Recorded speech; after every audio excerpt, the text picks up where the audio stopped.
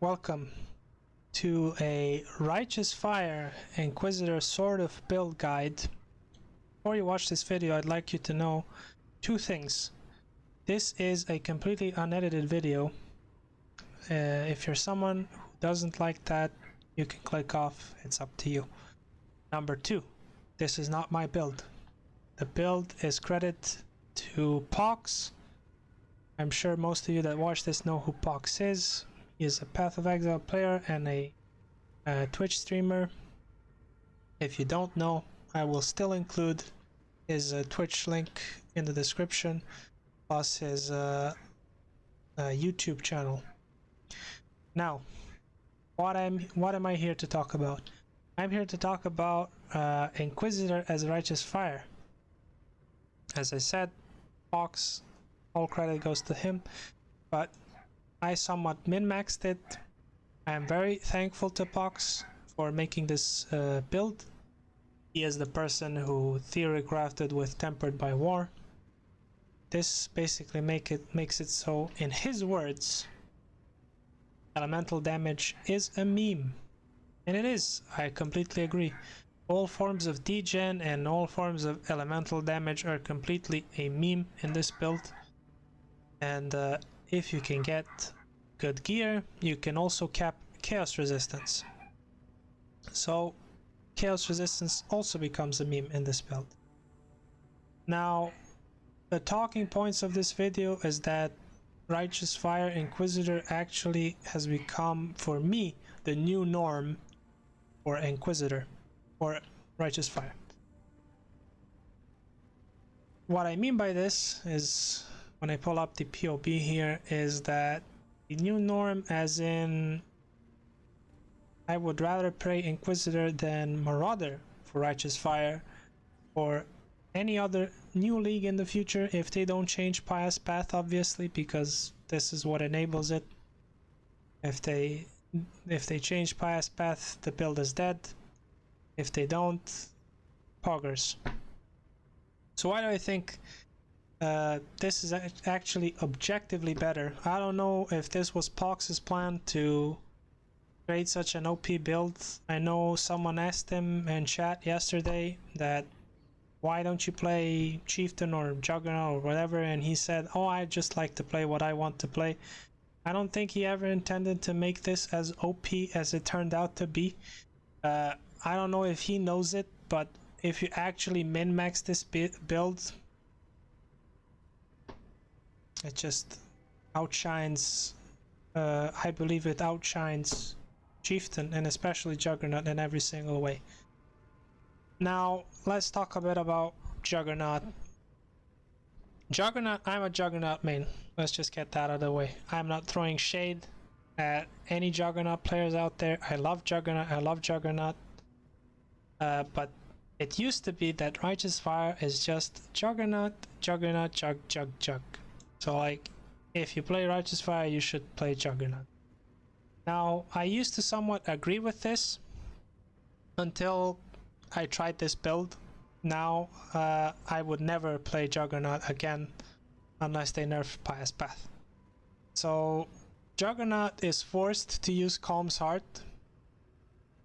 You don't actually have to use the +1 endurance charged rings, but he is basically forced to use Calm's Heart to get a good life pool, and so is Chieftain.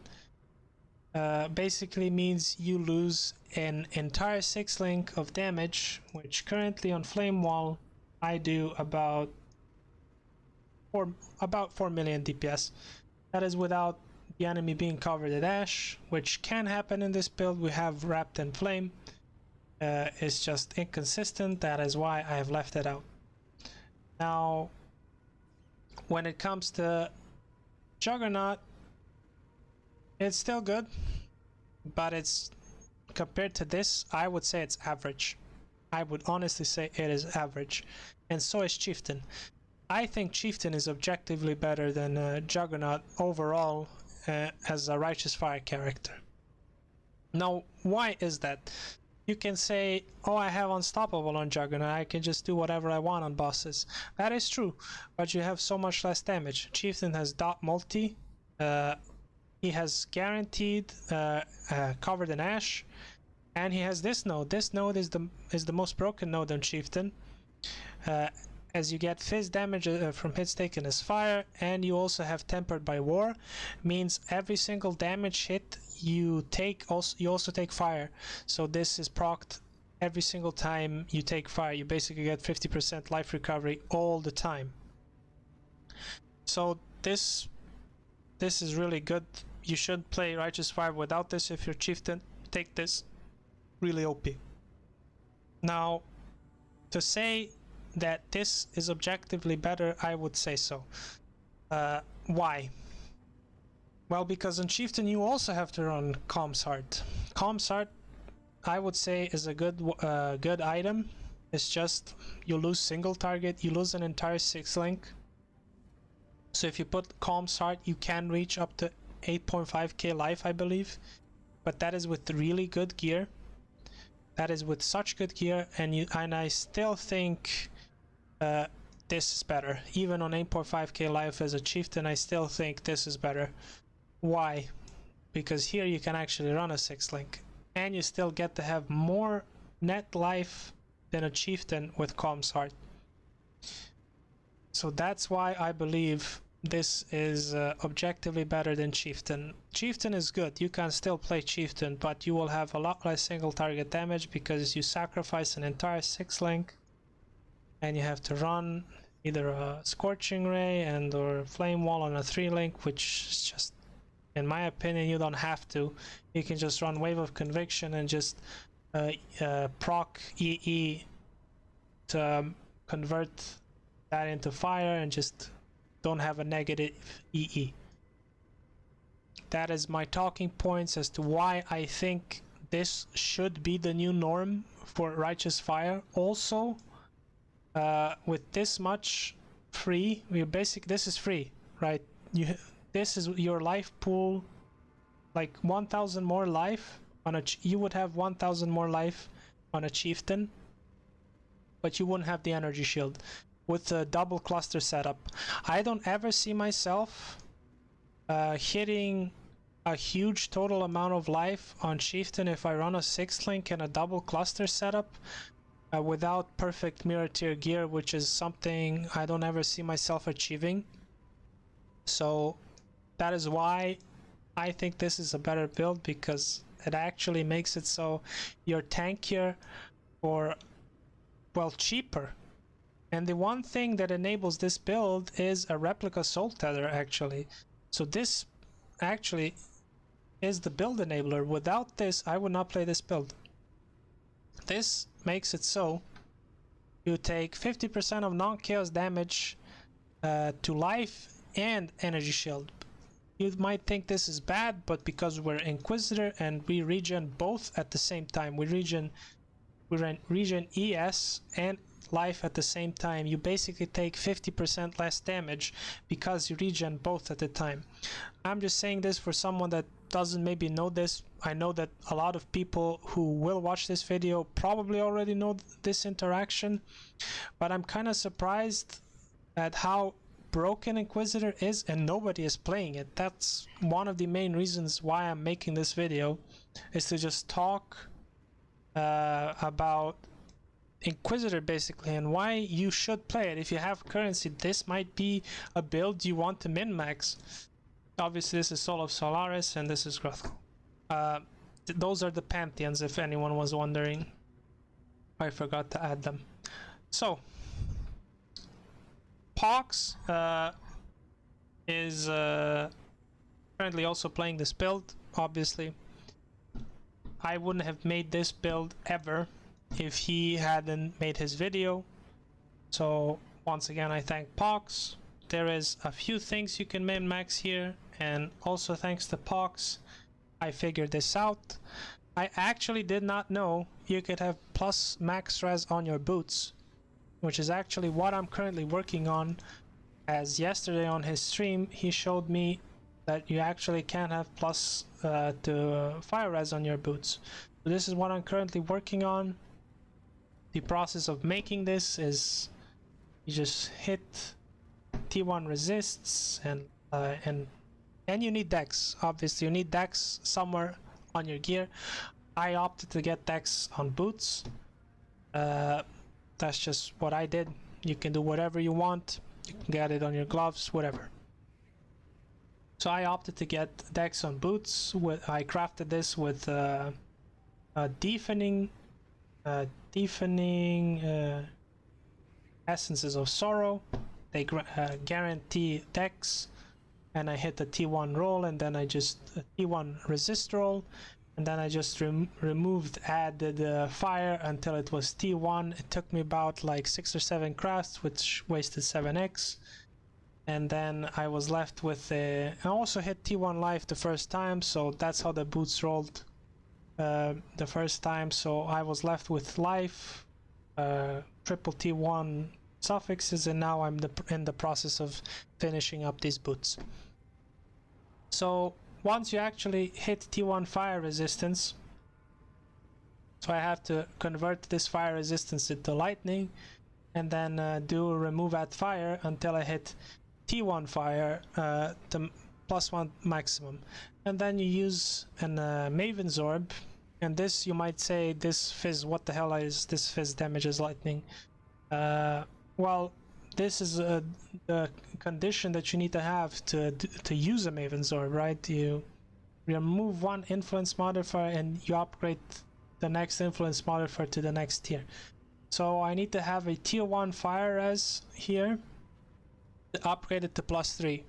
Once I upgrade it to +3, what will happen is you put this here, I add it +3, I remove this, obviously this is instantly removed by the Maven, and then you add movement speed crafted. Now if you want 35 movement speed, it's up to you, man. That is currently very expensive. It's 5x for a remove at speed. If you have currency, go for it. Now with these boots, you get +3 fire res, and that enables you to remove 2 Molten's marks. So now you just now what you can do, once you have 4 additional points, let me just grab one of these jewels, grab this, and then you can like put those jewels in the instead of the place of the small cluster jewels.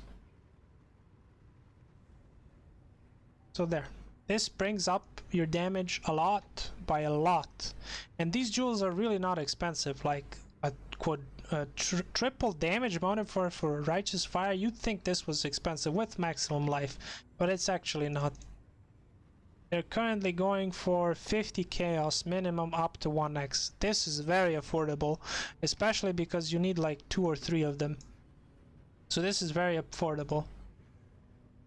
So you put those and you have 4 more points to invest, or you can just, if you're somehow 94 with this kind of gear, I mean, amazing. But to min-max this build, you should push it to 100. So pushing it to 100 enables you to do this entire cluster of life here, and you can just take either this node here for more fire damage, or you can take this node for life. It's up to you what you want. You want the round 6.5, which I believe you can achieve with better gear without this small node here. But I would personally take the fire damage because I just want more damage. So that puts our Righteous Fire at 2.6 dot damage on Sirus, and if you actually manage to cover the enemy in Ash, it'll put it at 2.9. This is, as I said, really inconsistent, but let's say it happens. Let's say, for the sake of this video, this happens, and my amulet is kind of scuffed. So you want dot damage on this amulet, get dot damage, that puts it over 3 million. Now, probably a lot of you that are watching this video probably won't have this much damage. The main purpose of that is that the scepters are really hard to craft. Everything else I would say in this build is so easy to get. It's incredibly easy to get.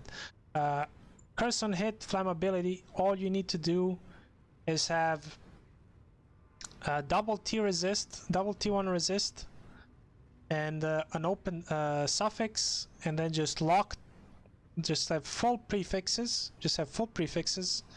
You can craft the non-channeling if you want to. That's really useful, by the way. So you just have two suffixes, T1 resists, and then you just remove that caster modifier till you hit flammability. I hit T2 unfortunately, but you can hit T1 if you want to. If you go further, there's only 5 mods you can hit.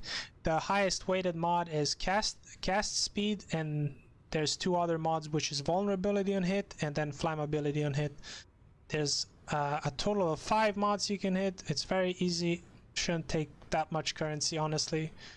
And then this is just life, resist. This is actually not that expensive. It's actually expensive to get a T1 life flow. Let's get that straight. I got lucky, but to get it +2 amulet is really not expensive. Like, there is so many crafts in the game and videos on how to craft +2 amulets. Currently the Awakener orb is 4x.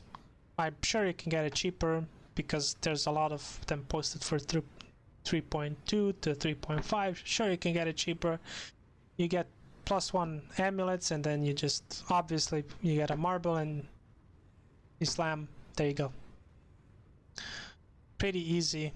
If you hit mana, which is kind of the only thing that breaks the amulet, and the rarity, which doesn't actually break it, you have to search for a remove non-influence and add influence.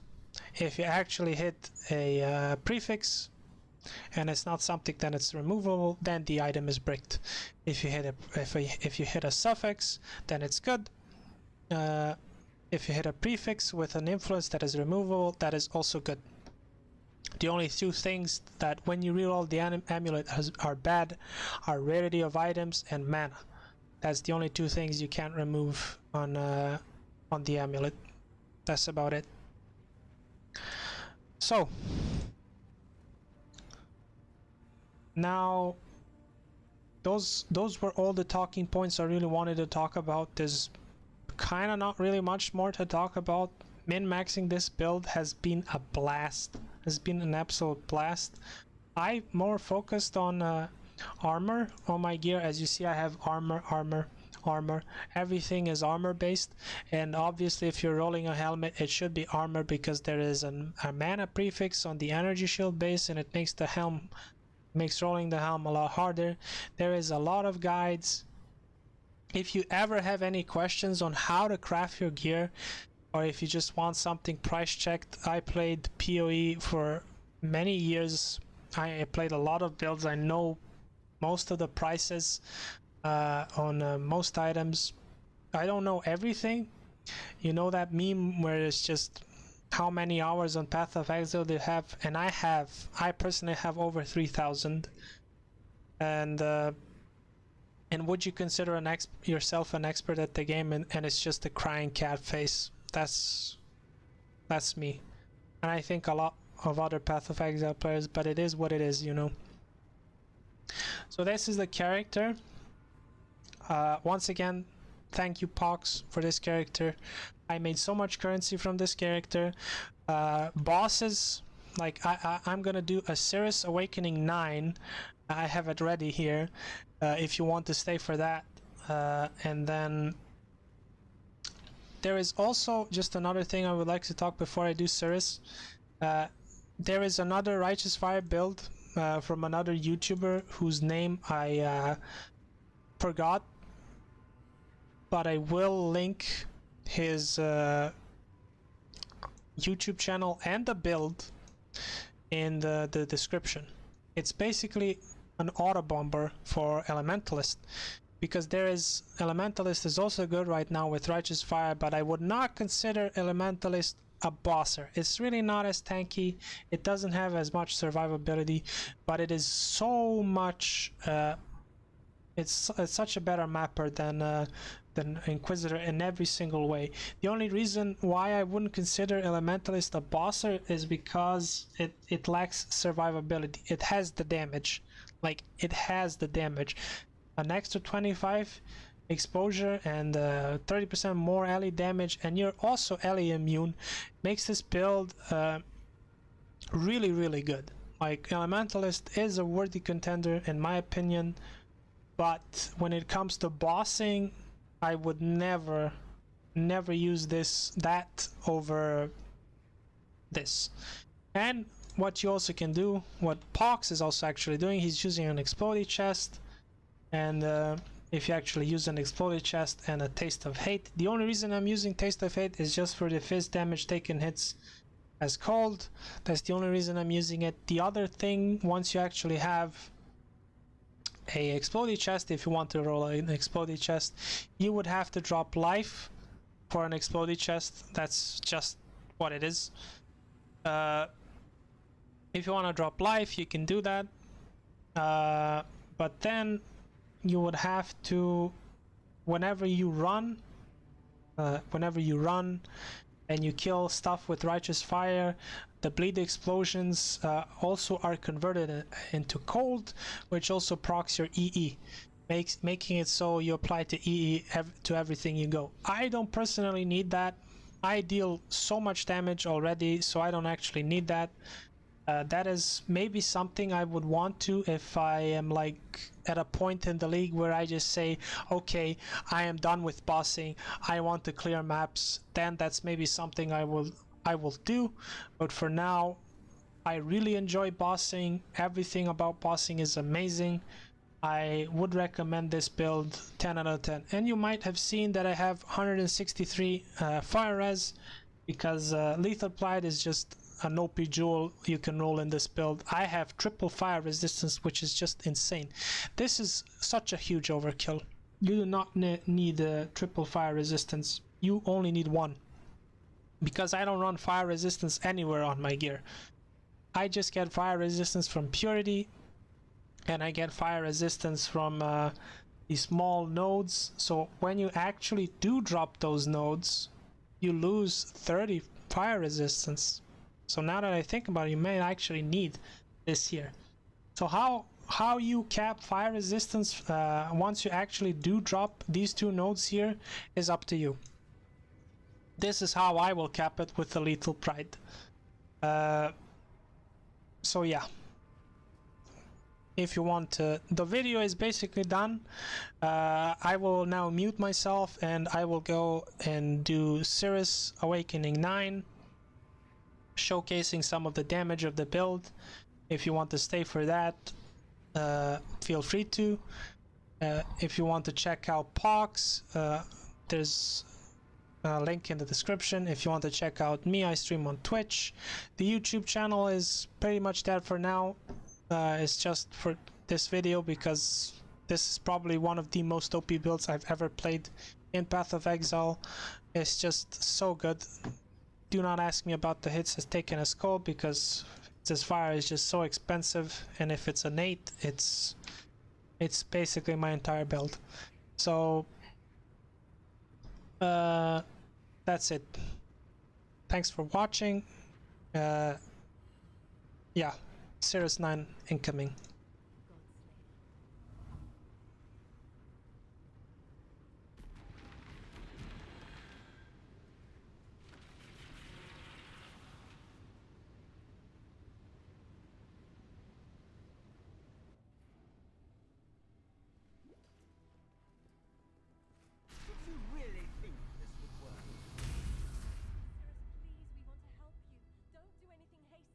Destroying you is as easy as flicking a pest. No! Stand up!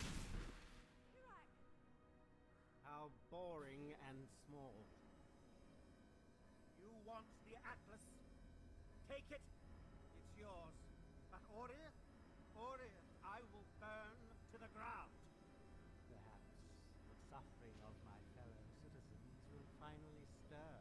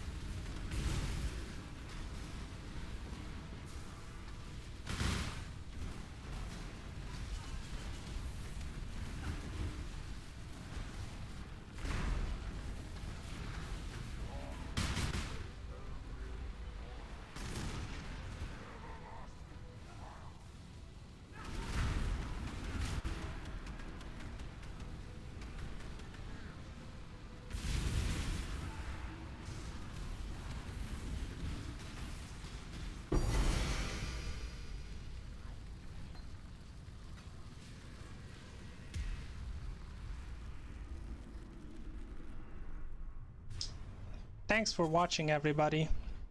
This was the Righteous Fire Inquisitor. Links in the description to the original creator. See ya.